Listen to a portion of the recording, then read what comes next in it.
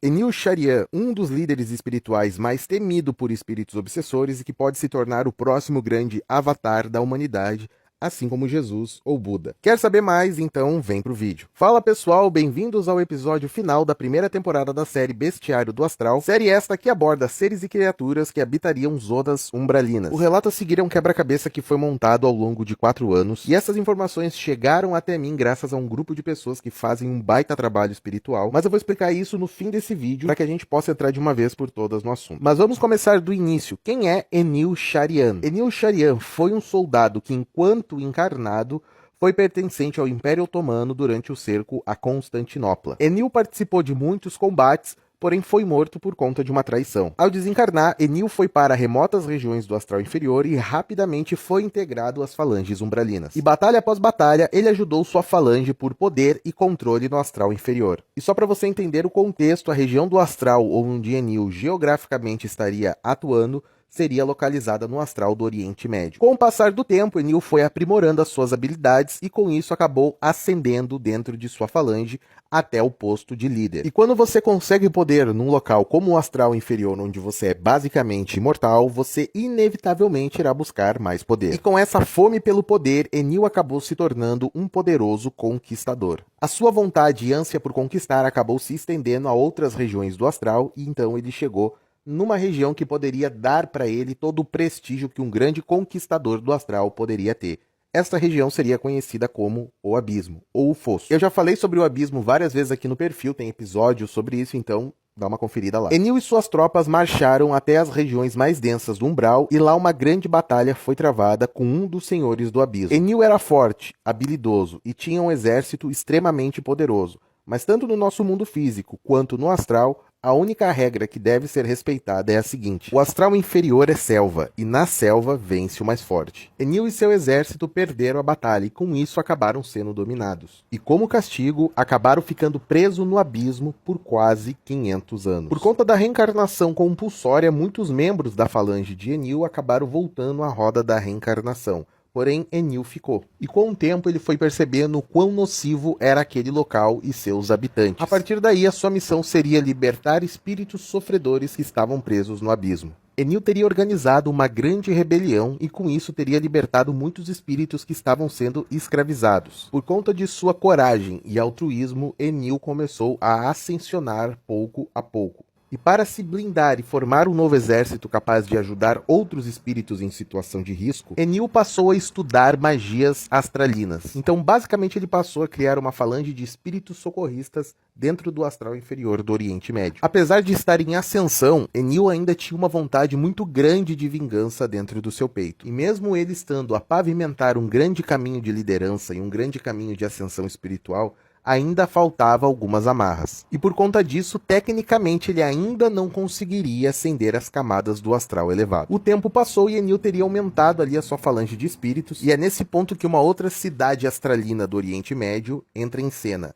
Uma cidade conhecida como Nova Babilônia. Esta localidade seria uma região do astral inferior onde muitos espíritos lá do Oriente Médio iriam após o desencarne. Este local seria repleto de extremistas e guerrilheiros que travavam ali as suas batalhas com o passar do tempo. Então podemos dizer que a Nova Babilônia seria tipo a faixa de Gaza do astral. Enil e sua falange teriam invadido a Nova Babilônia a fim de pacificá-la. Porém, como toda a região do astral, aqui também haveria um líder, um antigo espírito chamado de O Faraó. Este ser possuía um grande poder de influência e manipulação na região, além de poder se transmutar em outras formas. Acredita-se também que este ser conseguiria influenciar governos no plano físico daquela região. Então uma batalha entre a falange de Enil e a falange do Faraó aconteceu. E agora eu vou parar esse vídeo para explicar o contexto de uma coisa que vocês precisam entender quando a gente fala de guerras no astral. Olha só. Existe uma teoria difundida no meio esotérico que é a seguinte: tudo que acontece no plano físico, um dia brotou no astral. E isso valeria para tudo, desde coisas boas até mesmo conflitos. Essa parada que eu tô falando aqui para vocês, por exemplo, tá? A batalha de Enil contra o Faraó no astral do Oriente Médio. A invasão à Nova Babilônia. Vamos partir do zero. No astral não existe morte, tecnicamente falando. Tem a reencarnação compulsória, que funcionaria mais ou menos na mesma linha, onde muitos espíritos são reinseridos no plano reencarnatório. Isso acontece direto e para alguns espíritos isso é como se fosse a nossa morte, quando eles saem daquele outro lado e vêm para cá. Entenderam? Porém, para outros espíritos é a verdadeira salvação. Mas vamos voltar para o assunto principal, olha só. Todo esse conflito entre Enil e a falange do faraó geraria repercussões tanto no astral quanto no nosso mundo físico.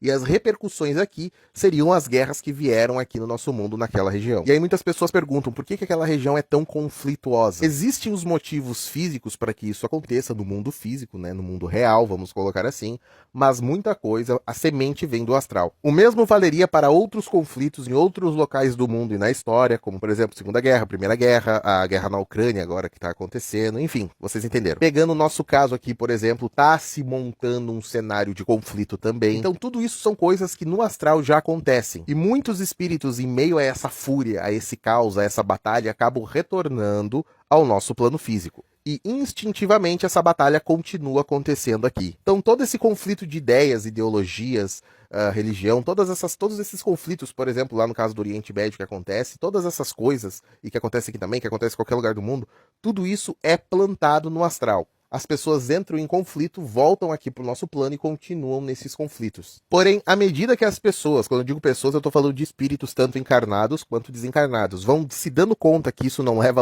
a lugar nenhum e que estão sendo manipulados por forças maiores, a tendência é que essas pessoas vão desapegando desta frequência e vão ascensionando, e com isso os conflitos acabam sendo dispersados e esvaziados. Mas ainda assim existem forças no astral que buscam sempre alimentar estes exércitos, estas falanges, para que todo este plano de poder continue. Mas vamos fechar aqui a história. Enil e o faraó travaram guerras durante anos na região conhecida como Nova Babilônia, e muitos espíritos da falange de Enil acabaram atuando como socorristas de almas aprisionadas neste conflito. Neste ponto a canalização sofre um salto temporal, que já eu explico para vocês. Mas por que eu falei que Enil poderia se tornar um próximo grande avatar da humanidade? Acredita-se que hoje Enil já estaria na condição de mestre ascensionado, e que por conta de todo o seu movimento de pacificação, ele viria até a Terra nos próximos anos para unificar povos. E aqui a coisa pode ficar um pouquinho bizarra. Uma das características das falanges inferiores é que elas invertem as coisas, elas trabalham utilizando a inversão. Então muitos apontam este espírito que vai vir para unificar como o anticristo, justamente para que muitas pessoas ofereçam uma barreira a esta unificação.